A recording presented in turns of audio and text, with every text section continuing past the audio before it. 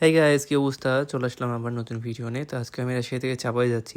Normally আমি যখনই আমাদের গ্রামের বাসাতে যাই তখনই আমি এই আবহাওয়াগুলো আর এই ওয়েদার টাইমগুলো অনেক বেশি পছন্দ করি, আর এক্স্যাক্ট সেম ওয়েদারটাই পাইছি আজকে, যার কারণ হচ্ছে আমি ভিডিওর মাধ্যমে আপনাদের সাথে শেয়ার করব। চারিদিকে দেখলেই বুঝতে পারবেন যে একটা মিষ্টি ওয়েদার একদম চারিদিকে। আর আমার যে অবস্থা সেটা তো আপনারা বর্তমানে সবাই জানেন যে আমি অনেক অলস, তার কারণে ভিডিও বানাই না।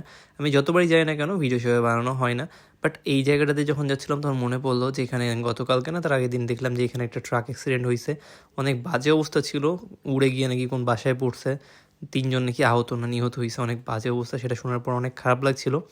ভিডিওটা ফার্স্টে যখন আমার সামনে আসে তখন আমি সেটাকে মনে করছিলাম যে ফেক ভিডিও, এআই দিয়ে তৈরি করা। পরে দেখতেছি না, সত্যি সত্যি ভিডিও। তো যাই হোক, আমি হচ্ছে আজকে একা একা যাচ্ছি। ওয়েদারটা এত সুন্দর লাগতেছে এখান থেকে যেটা বলে বোঝাতে পারবো না। আকাশটা দেখেন, জাস্ট ওয়াও লাগতেছে। আর সূর্য একদম ডুবা ডুবার মতন হয়ে আছে। এক্স্যাক্টলি যখন আমি বের হয়েছি তখন এরকম ছিল না, বাট এখন দেখে এত সুন্দর লাগতেছে আকাশটা যেটা বলার বাইরে। আর যেহেতু রোজা আছি তার কারণ হচ্ছে যে আমাকে মাথায় রেখে বের হতে হয়েছে যে যেন আমি একদম ইফতারের আগে পৌঁছাই যাই। তো তারপরে আমি যেতে যেতেই দেখলাম যে বাস অনেকটা ফাস্ট যাচ্ছিলো, এত জলদি জলদি যাচ্ছিলো যেটা বলার বাইরে। খুব দ্রুতই আমরা চলে এসেছি জায়গাতে।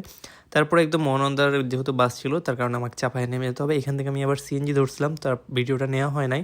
তো এইখানে এত দ্রুত এসেছি, অন্যান্য সময় অনেক টাইম লেগে যায়, বাট আজকে মনে হয় 45 না 50 মিনিটও লাগে নাই। তো আমরা এই জায়গাতে আসার পর হচ্ছে সিএনজি নিলাম। সিএনজি নেওয়ার পরে হচ্ছে যে দ্রুত বাসায় চলে আসলাম।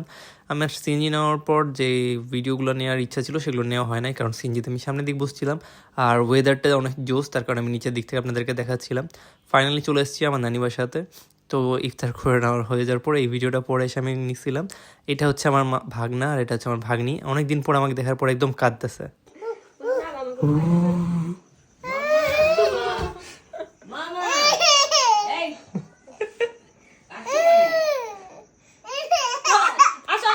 চিনতে পারছে না, কানতে লেগেছে আমাকে দেখে, পালাইছে।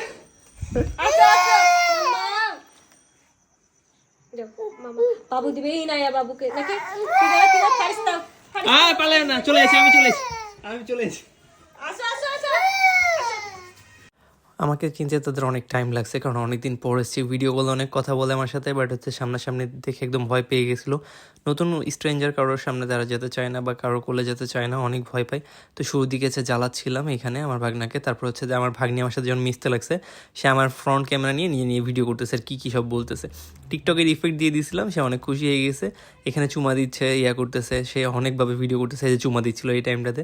তো অনেক মিশুক আমার ভাগ্নি, বাট অনেকদিন পর দেখে আমাকে এত ভয় পাইছিল, যেটা দেখে আমার মজা লাগছিল। এই কারণে ভিডিওটা আমি দ্রুত নিয়ে ফেলছি। তো সবাই দোয়া করবেন আমার ভাগ্নির জন্য, আর হ্যাঁ, আমার মেয়ের জন্য তো অবশ্যই দোয়া করবেন।